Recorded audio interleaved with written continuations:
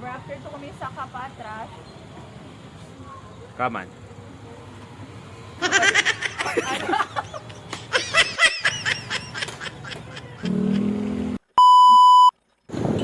Oh yeah. Second floor. So this is second floor.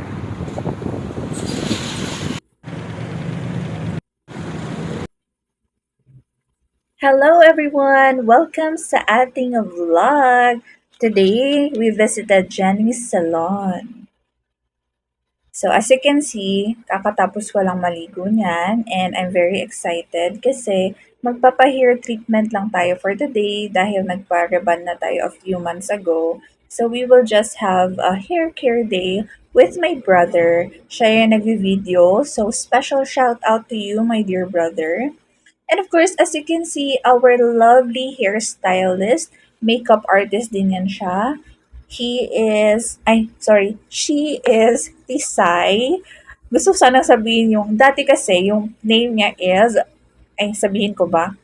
Wag na lang, baka magalit siya sa akin. Basta ngayon, she goes by the name Tisay.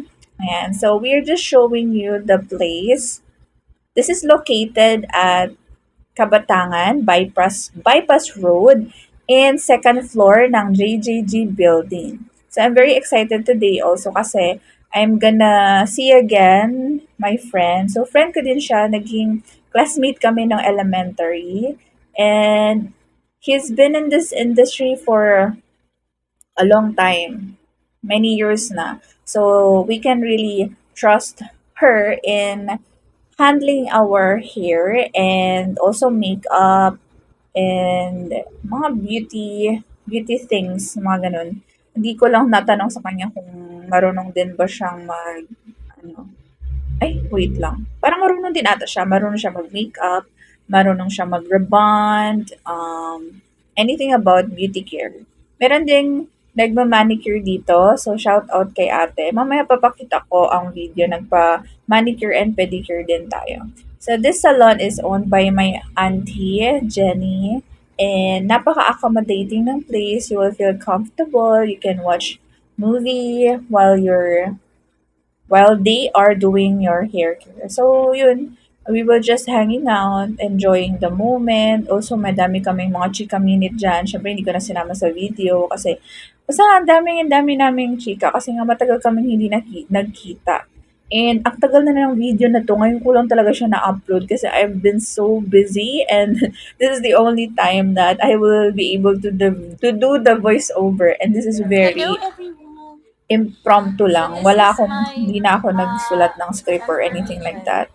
that. I just wanted to flow freely and be able to So what I express can my see about this thoughts. experience is Mga the ganun. place is very accommodating. Ilams din na Lower Kabatangan, So Academy yan, Arena na sinasabi Bypass ko Road, ate yung location ng JJG Commercial place, Building. no? But So my I'm just gonna handsome brother say will it now again have a at the end of haircut. the video. Or ilalagay ko na lang din siya sa description box. And then as you So can hindi see kayo here, ang maboboard aking kasi may TV, you kapatid, can ang watch aming one and only K-drama, Bali My Love from the Victoria. Star. Napakatalino nito at higit sa lahat napakabait. And his mission also is spreading the word of God. I'm really glad to have brothers like them. Siyempre, yung kuya ko, etong si JP, and siyempre si Chimpim, yung bunso namin. And also si Norhiel, aka Chuchut. So, lahat yan sila. Love yan ni ate. So, hindi ko lang kasama yung husband ko dito kasi nga ako lang tsaka si JP muna. Nagbanding muna kami. Kasi pagkabukas nito ata sasamahan ko siya sa Ateneo ata. Yun, nakalimutan ko na. Ang tagal na kasi ng video na to. So, ayan nga. He's washing his hair kasi nga nagpa-haircut. Yan. Alam niyo guys, habang nagve-voice over ako dito, naisip ko talaga yung mama ko na nasa heaven na. I'm sure she's so happy to see us all doing great and happy. But of course, it would be happier sana kung kasama namin siya. Gusto nga sana namin isama si Papa dito kaso di yun mahilig sa mga beauty care, mga ganun. Gusto ko nga sabi ko pa, gusto mo bang magpa-pedicure or magpa-foot spa? Ayaw niya. Pero sabi niya, tawagan lang daw namin siya para sunduin kami. So yun, tinawagan lang namin siya after para sunduin kami. So enough about that. So I'm just gonna share with you also how was the experience here. Kaya kayo kung naghahanap kayo ng place na comfortable para magpa-haircut. So hindi lang to for girls, barbershop din siya. So pwede kayo magpa-haircut. Tapos maganda dito kasi hindi kayo maiinitan. Syempre may aircon, malamig. Tapos syempre maganda po talaga yung hairstylist, di ba?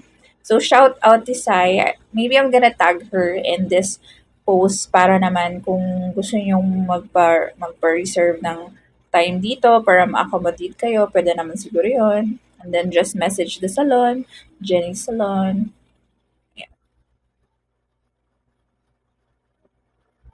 Yan, tapos na.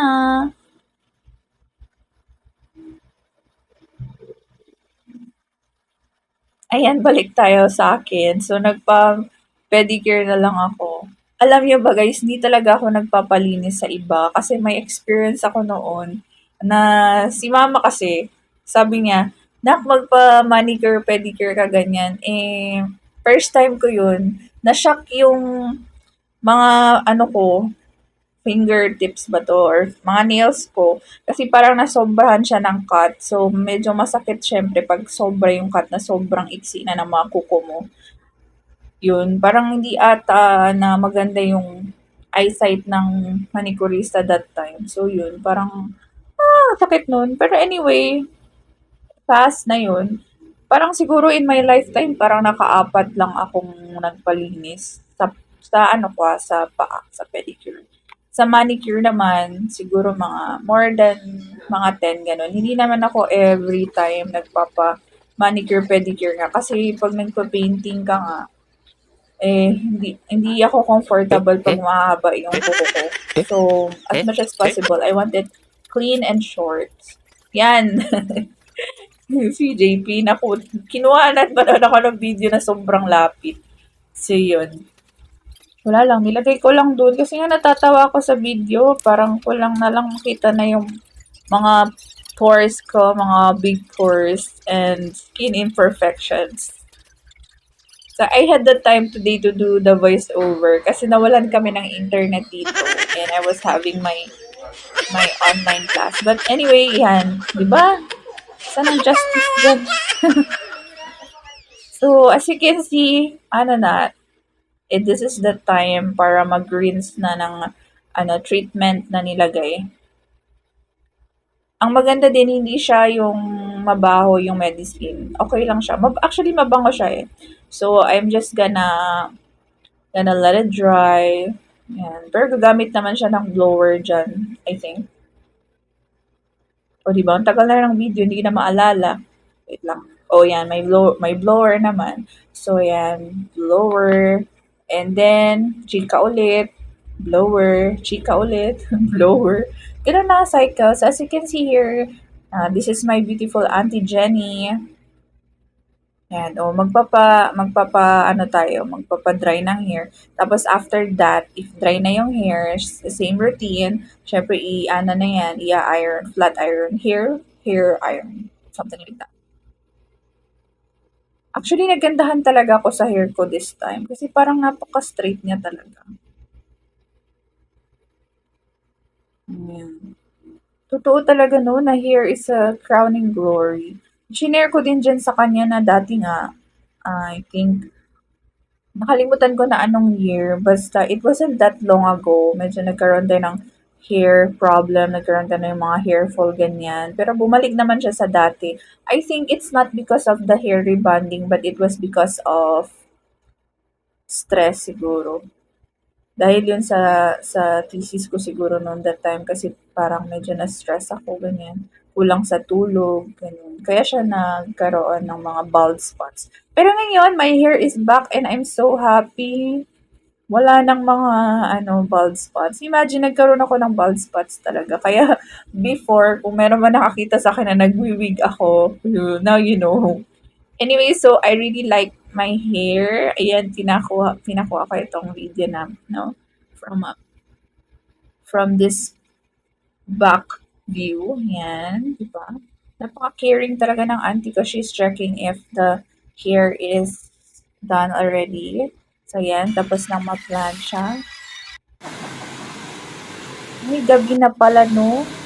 So, ayan. Malapit na talagang matapos. Yan. Ang kuko ko naman. Alam niyo naman. Yung mga nakakakilala sa akin, alam nila na pink talaga yung favorite color ko. But I love all the colors since I'm an artist. So, dito lang yan sa Jenny Salon and Barbershop. So, syempre, picture-picture, video, flexing the hair. Kaya, if you're looking for a barbershop and salon at malapit ka lang dito sa Kabatangan, this is the place to go. And that's all. I hope you enjoyed the video. I hope I would be able to post more videos and vlogs soon. Ayan, shout out din sa aming pinsan and brother na din. We consider him as brother na. Ayan na si Chuchut. Shout out. Siya kasi yung magsundo kay JP kasi hindi kami kasya sa motor ni Papa tas ako kay Papa. Sasakay ako kay Papa tapos naman si JP dun kay Jujun. So yun lang. I hope you enjoyed the video and if you're looking for that place for your hair care dito lang yan sa Jenny